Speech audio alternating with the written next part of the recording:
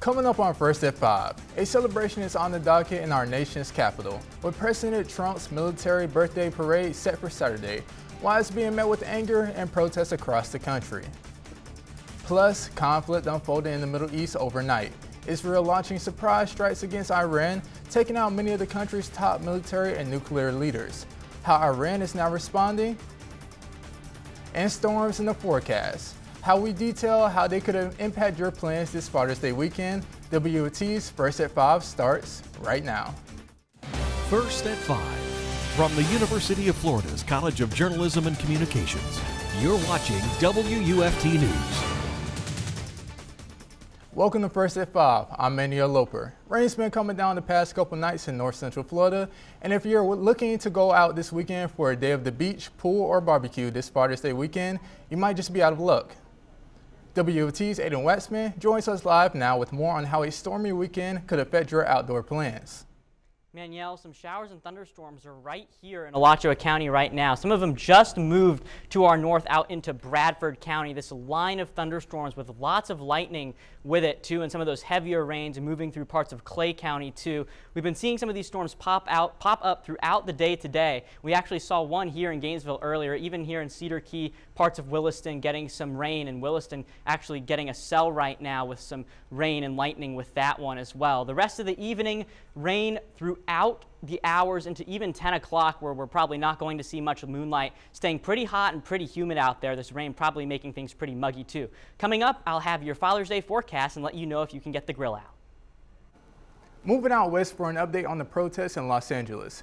LA police arrested several demonstrators who violated curfew Thursday night. And now a court battle is in progress over President Donald Trump's federalizing of the California National Guard. Michael Yoshida has the latest. As anti-ICE protests spring up in cities across the country, the National Guard troops deployed to Los Angeles, along with a Marine battalion, are allowed to remain there at the direction of President Donald Trump for now.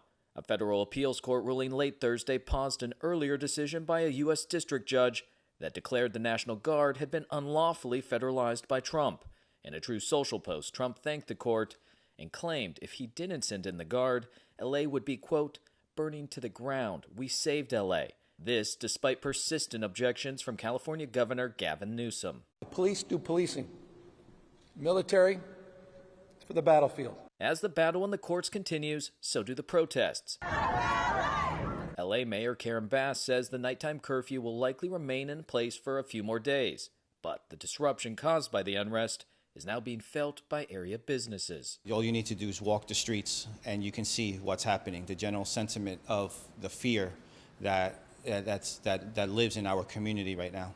Anthony Rodriguez, president and CEO of the LA Fashion District, says there's low foot traffic and storefronts are boarded up in the downtown area that's typically buzzing with customers, vendors, and tourists. I honestly don't see how we're going to be bounced back from this. The escalating immigration raids, too, are beginning to take a toll. People are afraid to get out, because ICE, they've been hearing the rumors that ICE are here, and they don't get out. They're scared. In Los Angeles, I'm Michael Yoshida. Amid the protests in Los Angeles and around the country, President Trump is looking to honor the military's 250th birthday with DC's first military parade in over 3 decades. The celebration takes place Saturday, coinciding with Flag Day as well as President Trump's 79th birthday. It'll kick off with a fitness competition in the morning with the parade set for the evening. 6,600 soldiers, 50 aircrafts, 150 military vehicles, and 24 horses are among the group that will march along the parade route. The Army expects as many as 200,000 people to attend the celebration. However, the $45 million event has met much criticism, with non-protests expected in the D.C. area. We have a moral responsibility to be in the streets, and we have a legal right to be in the streets. And we will conduct ourselves in a nonviolent way. If there is any violence in these streets, it will be on the hands of Trump and his supporters, and we will not let it intimidate us.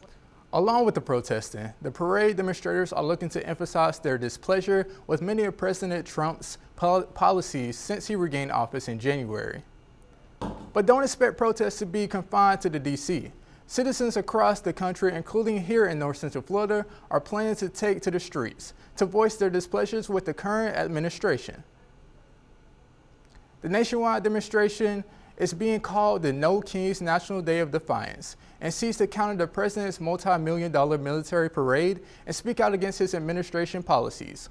Over 2,000 protests are scheduled for Saturday, taking place in all 50 states. In the Sunshine State, over 75 demonstrations are expected, including in Gainesville and Ocala.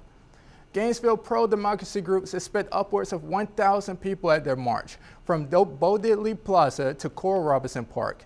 The event will take place from 9 a.m. to 12 p.m. Saturday and feature music, speeches, and presentations about the protesters calling ongoing illegal and unconstitutional actions against President Donald Trump. Following this event, protesters in High Springs plan to march from the old train depot to City Hall starting at 2 p.m. Demonstration in Ocala is also planned from Saturday from 10 a.m. to noon. These protests will take place at the downtown square in Ocala. National and state officials have already responded with force, stating that officers won't hesitate to take action if the peaceful protests turn violent. If you throw a brick, a firebomb, or point a gun at one of our deputies, we will be notifying your family where to collect your remains at, because we will kill you graveyard dead. Hearing on the Rubin Report podcast Wednesday, Governor Ron DeSantis stated that drivers in Florida have a right to hit protesters with their cars if they fear for their safety. Immigrants in Central Florida who were wrongly detained are now free. They were in the area seeking asylum, and their release came on Thursday. As Luana Munoz reports, the victims spoke about their ordeal in an ICE detention center.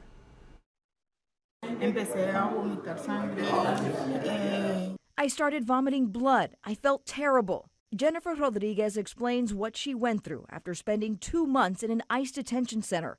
On Thursday in Orlando, she was joined by her family and attorneys Philip and Josefina Arroyo. It all started in late March when she was pulled over in Central Florida. The Colombian immigrant sought asylum in the U.S. in 2022. She had a valid driver's license, social security card, and no criminal record. Yet she was arrested and held in the Osceola County Jail. Even after her case was dropped, Jennifer was shipped to an ICE detention center in Texas to face deportation. We weren't alerted. Families were kept in the dark. I told myself I can do this. I know I will reunite once again with my family, she said. But her attorneys didn't give up. Jennifer was finally brought home in June. That's just a good example of how the rhetoric or the narrative that we're hearing throughout the last 4 months or 5 or 6 months as to the majority of immigrants being deported having criminal records is just not true. They really are being pressured inside these detention centers to self-deport.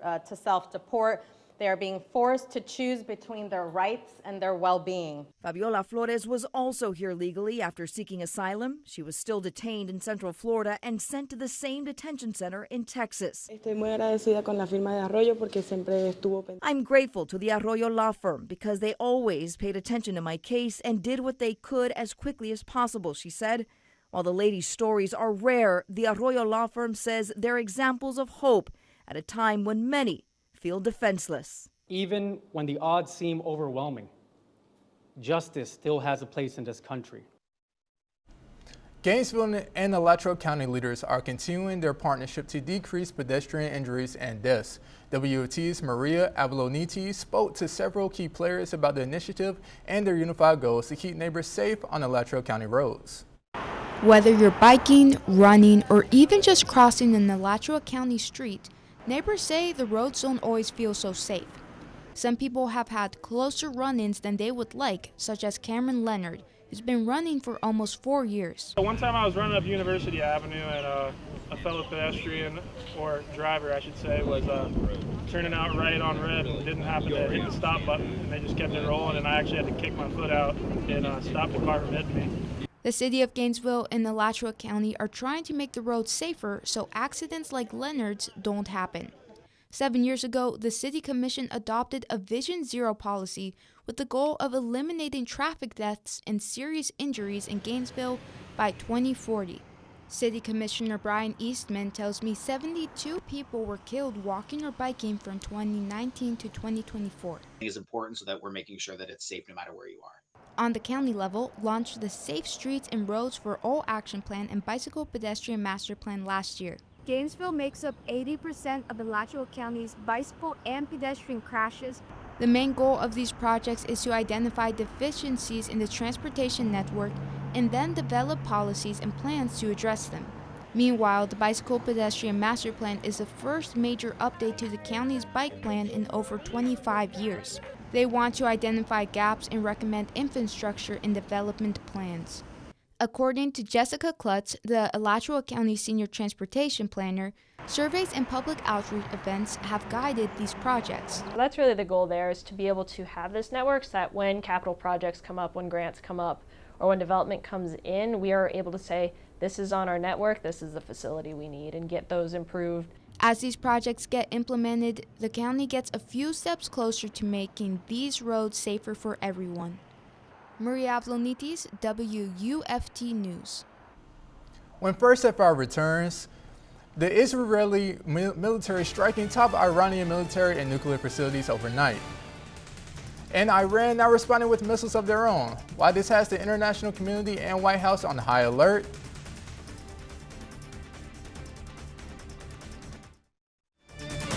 You're watching WUFT-TV News. The international community calling for calm as Israel says its unprecedented strikes on Iran may not be over and Iran begins counterstrikes. Karen Kaifa is in Washington with the latest developments and White House reaction. After Israel launched an unprecedented attack on Iran, blasts in Tel Aviv and Jerusalem Friday night. And the Israel Defense Forces said they had identified incoming missiles launched from Iran toward Israel. Iran said via state media Friday night that its retaliation had begun. But observers of the region say the potential for full-scale conflict depends upon their capability to sustain it. If they actually have the capacity left to be able to respond. I think they have been taken completely by surprise. Israel launched its first strikes just before sunrise in Iran on Friday. The operation, Israel said, was aimed at stopping Tehran's progress toward developing nuclear weapons, progress Israel sees as a threat. The attacks killed some of Iran's top military leaders and nuclear scientists and struck some of its nuclear facilities. President Trump said on social media Friday that Iran should agree to a nuclear deal, quote, before there is nothing left. One expert says if the intent is to pressure Iran to the negotiating table, it may have the opposite effect. If it doesn't respond, it loses all credibility, it will be weak, and the Israelis are not going to stop. And so Iran is bound to retaliate, and then President Trump is going to be in a very difficult position managing an escalation. The Middle East tension sent crude oil prices soaring on Friday, and airline stocks dropped as a number of major global carriers, including Emirates, Lufthansa, and Air France, suspended flights to and from locations in the region. In Washington, I'm Karen Kaifa. Showers and thunderstorms are rumbling through north central Florida. I'll let you know if you can expect those to continue into the Father's Day weekend after the break.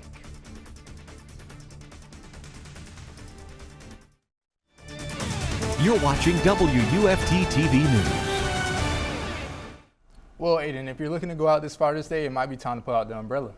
Yeah, it might, because it is going to likely be raining in the afternoon hours on Father's Day. And fathers, this is your weekend. Sunday is your day, but 10 a.m., 1 p.m., early breakfast, early lunch might be the best time to get out the grill, because around that 4 o'clock hours when we start to see those thunderstorms become more and more likely, and that should continue for the rest of the weekend as well, that trend of likely thunderstorms in the evening hours. You can see this low pressure here stirring up that counterclockwise motion, moving most of these storms to the northeast across parts of the southeast. And you can see some of these storms moving right here in parts of north central Florida, here in Bradford County. Some heavy rains moving through parts of Stark right now, and some in Clay County as well. You can see just these really heavy rains and lots of lightning with these storms too.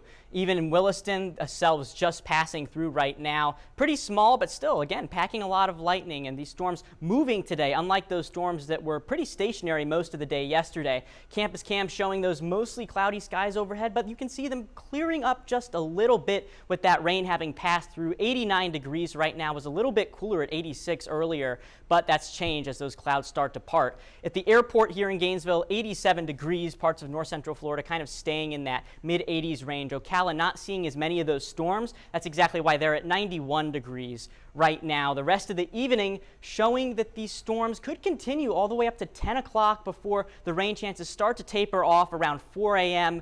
in the early morning hours tomorrow too. Now for the rest of the day today, there is a flash flood risk, 1 on a scale of 5. The ground pretty saturated right now, and some of those heavier rains with those storms that are coming along parts of north central Florida at the moment could exacerbate some flooding issues. Estimated rainfall over the past 3 days showing these high rain totals in parts of north central Florida, in Bradford County and Union County, getting up to 3 to 4 inches of rain over the past couple of days. Some of those areas really needing the rain because of these very dry conditions that they've been experiencing, some abnormally dry conditions in parts of north central Florida and in Marion County, some severe drought over there. The futurecast showing the rest of the weekend could be a bit rainy in the afternoon. Saturday morning, things clearing up a little bit, but again, another round of storms coming through Saturday afternoon, and then another round again coming through Sunday. And again, fathers, if you want to get the grill out, good idea to get it out earlier in the day. The rest of the weekend looking pretty nice too, at least in terms of temperature. Some rains could be moving through with some clouds as well.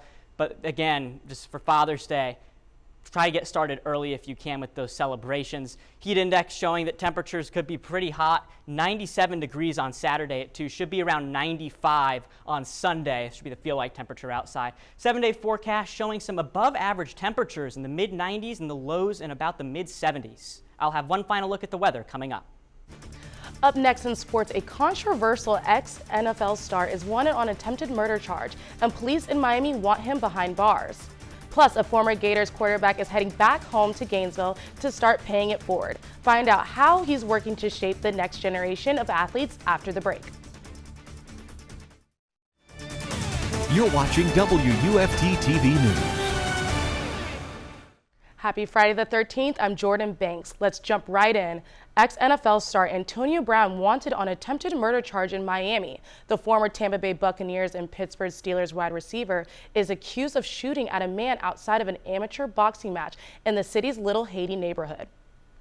According to the arrest warrant, Brown is wanted for attempted second-degree murder. The report says the shooting happened back on May 16th. Videos circulating online appear to show Brown involved with a crowd, then gunshots were heard. Brown stated on X that he was the victim and claimed the individuals involved tried to rob him of his jewelry. As of now, Brown has not turned himself into the Miami-Dade Police Department. Former Gator quarterback Anthony Richardson is giving back to his hometown by hosting a summer youth camp in Gainesville next week. The camp is open to kids ages 6 to 16 and provides a unique opportunity to learn from the hometown hero. The Indianapolis Colts quarterbacks camp is offering a full day of football fun, and it's free. Participants will receive free t-shirts, lunch, and chances to win exciting giveaways. The camp will also offer hands-on instruction in a wide range of football skills, designed to help young athletes learn the game and sharpen their fundamentals at a fast pace. The camp will take place on Saturday, June 21st at Citizens Field. Registration opens that morning at 8 a.m. Heading to the West Coast in Eugene, Oregon, where the Gators are heating up the track. Senior Olympian Malcolm Clemens soared to the victory in the long jump, leaping over 26 feet to take home the win. Along with securing the win with Clemens, Anthea Charlton, the multi-talented Bahamian, delivered a blazing 10.87-second performance in the 100-meter dash, again resetting her own school record for her third consecutive race. Her time was the fastest 100-meter semifinal performance in the history of the NCAA championship meet and qualifies for the final that will be held tomorrow on ESPN. Wrapping with sports, Florida's standout pitchers Aiden King and Liam Peterson will travel to compete at the USA Baseball Collegiate National Team Training Camp later this month. Every year since 2008, at least one or more Gators have received an invite. Stay tuned for one final check with the weather right after the break. Expect some above-average temperatures and afternoon rains for Father's Day weekend. Well, with all that rain through the weekend, I hope you guys can stay dry. Thanks for joining us, and we'll be right back here on Monday for another edition at First at 5. But you can always catch the news on WUFT.org and on all our social media platforms. Have a good night.